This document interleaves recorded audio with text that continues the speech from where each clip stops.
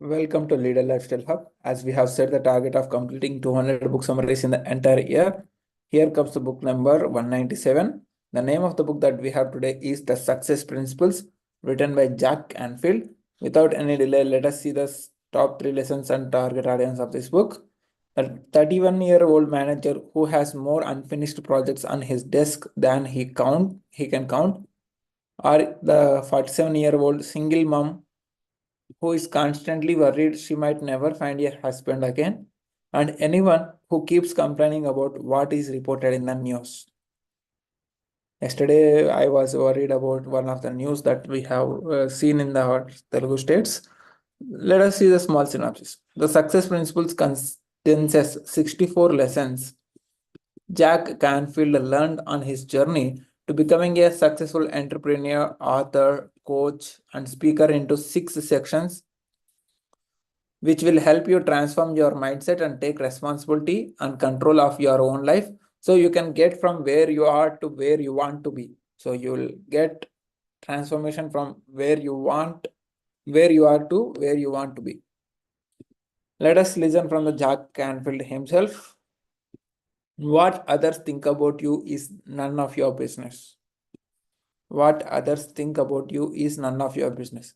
Jack Canfield is mostly known for the co-authoring dozens of books throughout the 90s for a series called Chicken Soup for the Soul. The books are a compilation of personal, inspirational stories from the author's clients, friends, and customers, which are meant to show that no matter who you are, you can make big things happen.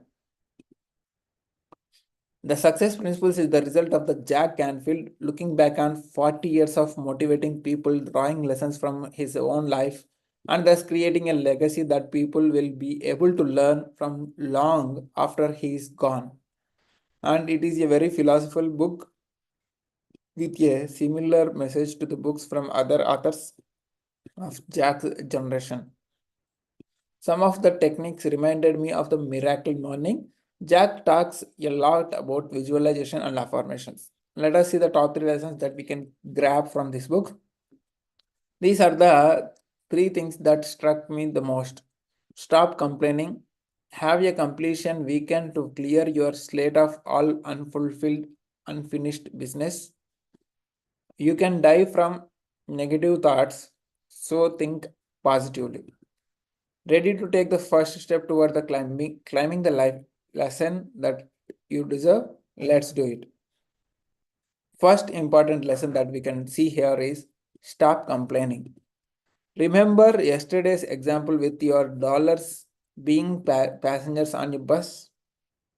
This lesson is exactly what that is all about. You are the director of your own life.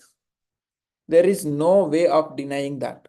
But that is exactly what complaints are. Every time you blame the government, you blame your boss, you blame your economy because you are not where you want to be. There is really only 1% at fault. Let us take an example.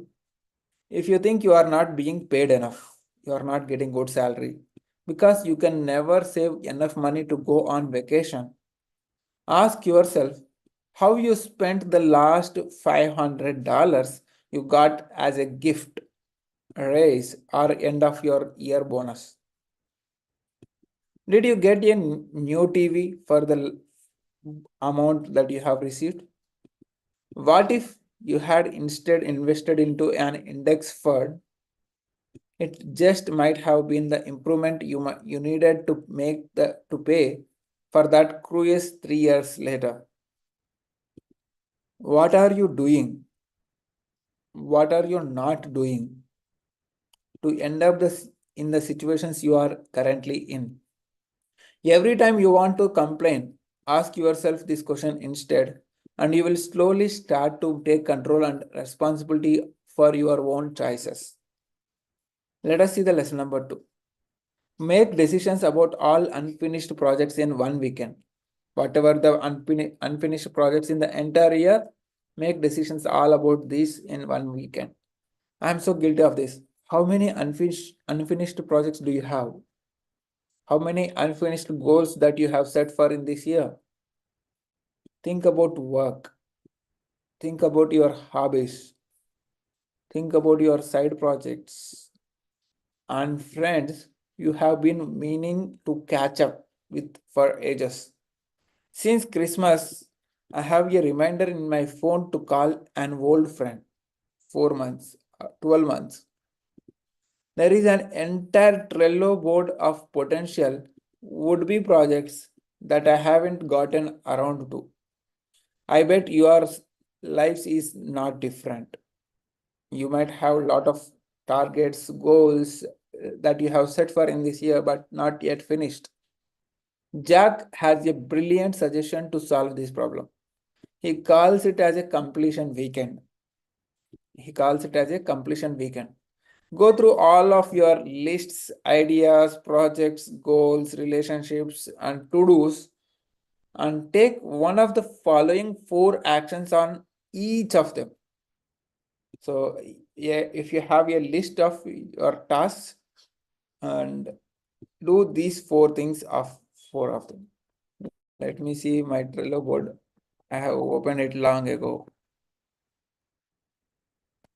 In the Trello board, you might have lots of ideas, to-do tasks, all that things.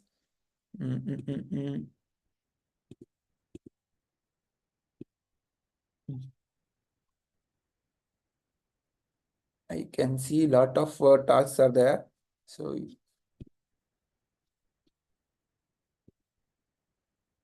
not this one.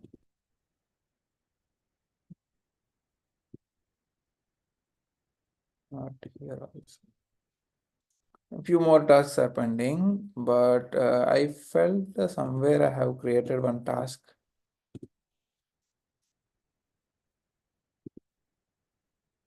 Yeah, a lot of tasks we have created it on the previous time where we need to figure out what need to be done. Like this way, you can create the to-do list, all the things. What you can do is create the action for each of the list. One is do it. Second thing is delegate it. And the third one is delay it. And the fourth one is dump it. Dump it in the dustbin.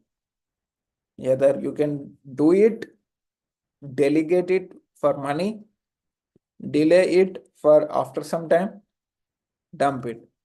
Just make a decision, making a decision for every single thing that you have got on your list will massively lighten the mental load on your brain and free plenty of precious thinking space.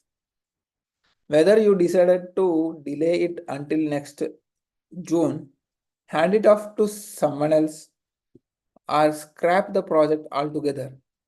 As long as you are consciously choosing, you feel a lot better.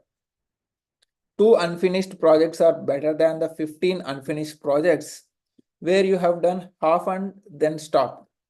So get on this and enjoy the relief that comes with it, which will allows you to focus on what really matters. So make decisions about all unfinished projects in one weekend. And let us move on to the lesson number 3. Think positively, because your thoughts can mean life or death.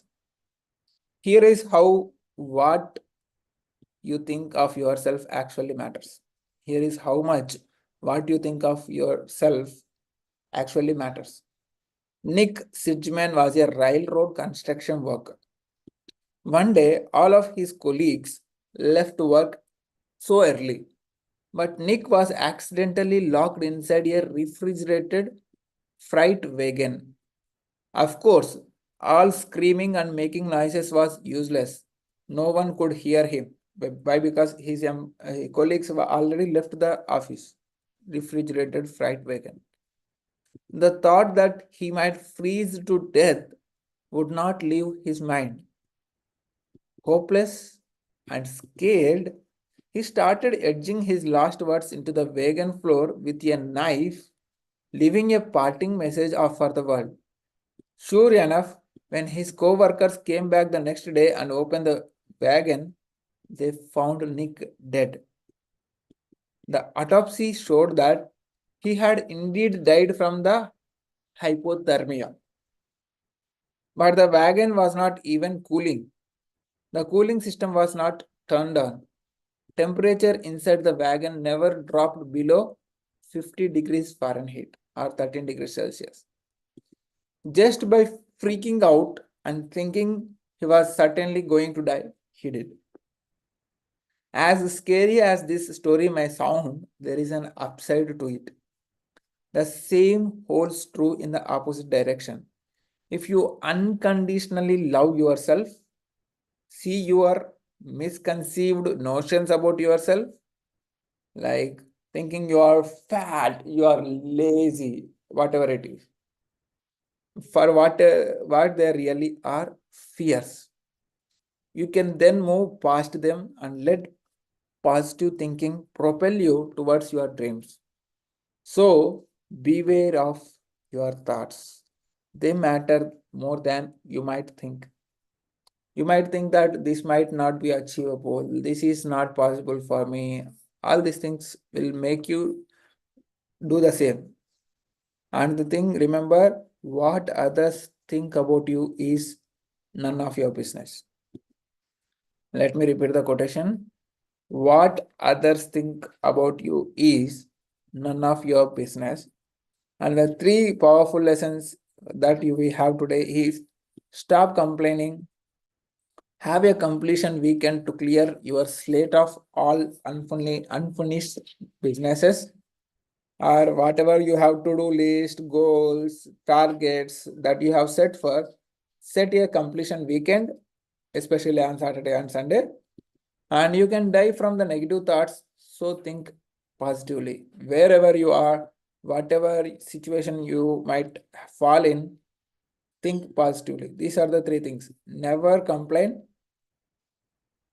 have a completion weekend, and think positively. This is from the Success Principles by Jack Canfield. See you in another book summary another time. Until then, stay connected, keep progressing. And if you want, you can have a glimpse of the Success Principles. Why? Because it is the condensed lessons of 64 lessons, and it is also giving a lot of things into 6 sections. Successful entrepreneurship, if you want to become, or of an author, of an coach, of an speaker, anything that you can get transformation of your mindset and take control of your own life. See you in another book summary.